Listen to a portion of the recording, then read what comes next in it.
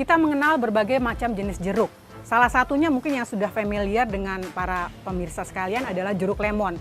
Yang satu lagi adalah cukup kita kenal, yakni adalah jeruk nipis, di mana umumnya jeruk nipis lebih banyak digunakan untuk mencampur makanan. Nah, sebenarnya apa perbedaan antara kedua jenis jeruk ini? Kita lihat bahwa ada berbagai perbedaan yang mendasar dari kedua jeruk ini dalam hal kandungan zat aktifnya dan manfaat bagi kesehatan. Pertama-tama kita akan mengenal apa itu jeruk nipis.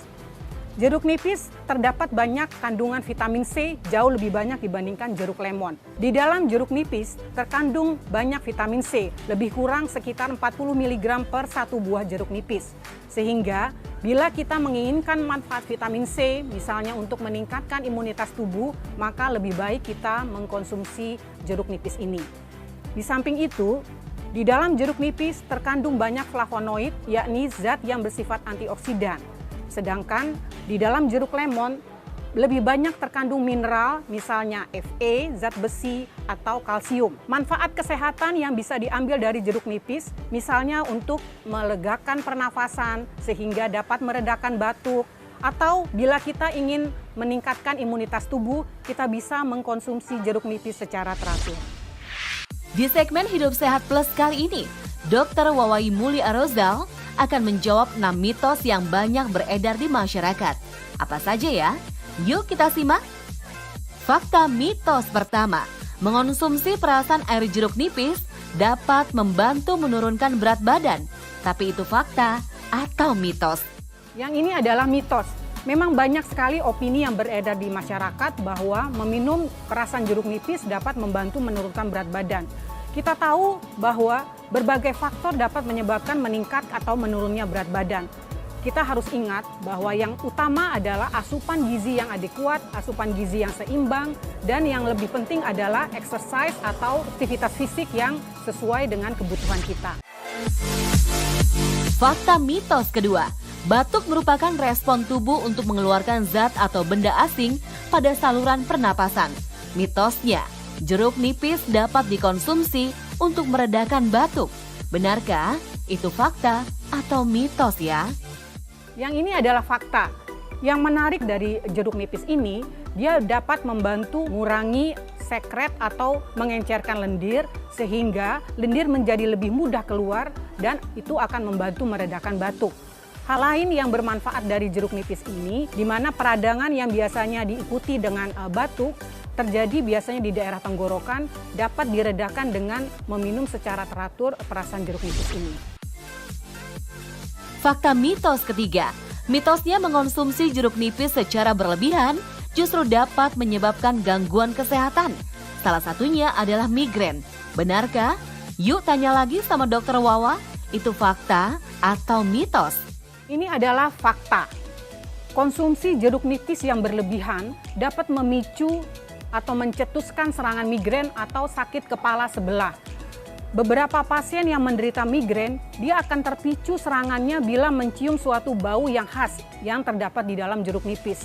Di samping itu, jeruk nipis juga mengandung zat yang namanya tiramin, suatu asam amino yang juga dapat mencetuskan serangan migrain. Jadi harus hati-hati dalam hal mengkonsumsi jeruk nipis terutama bagi pasien yang menderita migrain karena konsumsi yang berlebihan justru akan mencetuskan serangan migrain itu berulang kembali. Di masa pandemi, imunitas tubuh yang baik adalah salah satu kunci dalam menangkal bermacam virus berbahaya. Fakta mitos keempat, mitosnya lemon baik dikonsumsi untuk meningkatkan imunitas tubuh. Itu fakta atau mitos ya? Yang ini adalah mitos. Meskipun di dalam jeruk lemon terkandung cukup banyak vitamin C, tetapi tentunya itu tidak cukup untuk menjaga imunitas tubuh kita. Hal yang paling penting dalam menjaga imunitas tubuh kita adalah asupan gizi yang adekuat, istirahat yang cukup, hindari stres, dan juga aktivitas fisik yang sesuai. Fakta mitos kelima, mitosnya mengonsumsi lemon berlebih dapat menyebabkan kerusakan pada gigi. Benarkah? Yuk tanya lagi sama Dr. Wawai Muli, itu fakta atau mitos? Ini juga suatu fakta.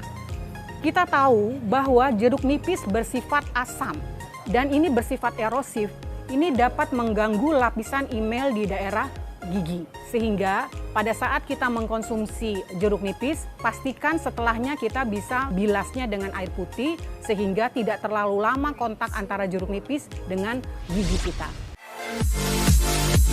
Bagaimana pemirsa? Sudah jelaskan mana yang fakta dan mana yang mitos dari lemon dan jeruk nipis. Nah, bagaimana ya cara mengonsumsi jeruk nipis serta lemon? Walaupun manfaatnya untuk menjaga kesehatan tidak diragukan lagi, namun tidak semua orang bisa mengonsumsinya, terutama orang dengan gangguan kesehatan tertentu. Lantas, siapa saja yang tidak dianjurkan mengonsumsinya? Yuk simak tips berikut ini. Meskipun kandungan vitamin C yang terdapat di dalam jeruk lemon lebih sedikit, tetapi dia memiliki kandungan mineral yang lebih besar. Misalnya adalah zat besi. Zat besi diperlukan dalam keadaan kita menderita anemia, karena besi merupakan salah satu komponen mineral yang penting dalam mentransport oksigen melalui darah. Pada penderita dengan anemia, disarankan lebih banyak menggunakan jeruk lemon. Dalam hal misalnya dicampurkan dalam selada atau dicampurkan di dalam bahan makanan yang lain. Di samping itu, jeruk lemon juga mengandung banyak kalsium. Artinya pada penderita dengan gangguan tekanan darah tinggi, baik sekali mengkonsumsi jeruk lemon karena dia mengandung banyak kalsium yang dapat membantu meningkatkan diuresis dalam tubuh kita sehingga membantu menurunkan tekanan darah. Cara paling mudah dalam mengkonsumsi jeruk lemon adalah kita bisa mengiris lemon tersebut, kira-kira seperti ini. Kemudian memeras irisan jeruk lemon tersebut, dicampur dengan air sampai habis, kira-kira lebih kurang setengah atau 1 buah jeruk lemon. Nah, untuk mengurangi rasa asam oleh karena perasan jeruk lemon tadi, kita bisa memberi campuran dengan madu.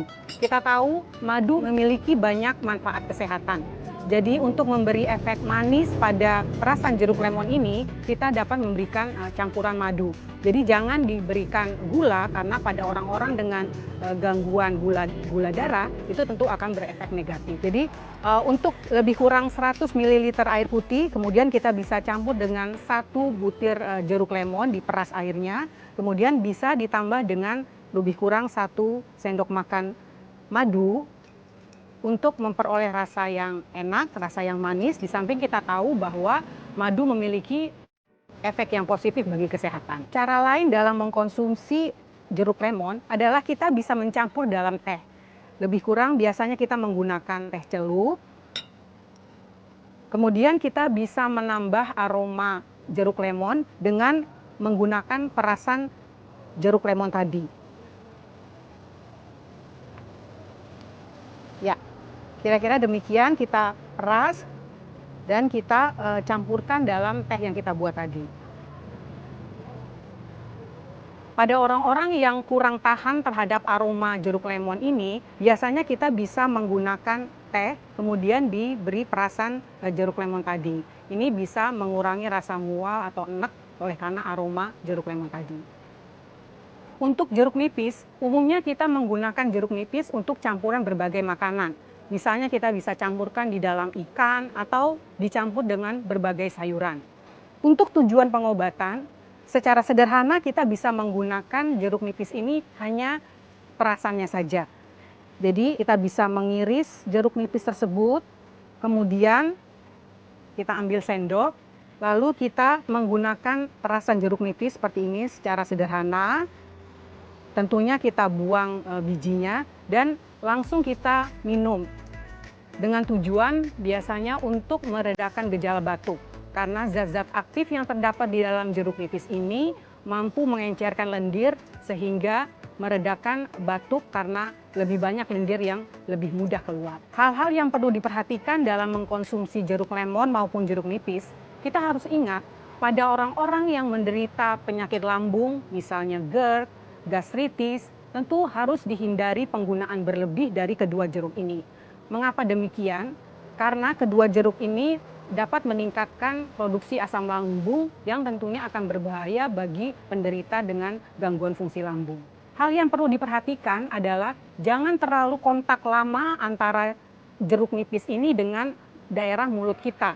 Karena keasaman yang terlalu tinggi akan menyebabkan gusi dan gingiva kita akan menjadi erosi. Umumnya setelah kita mengkonsumsi jeruk nipis atau jeruk lemon, biasakanlah untuk kemudian meminum air putih dan kumur-kumur seperti itu untuk menghilangkan keasaman yang berlebih pada rongga mulut kita.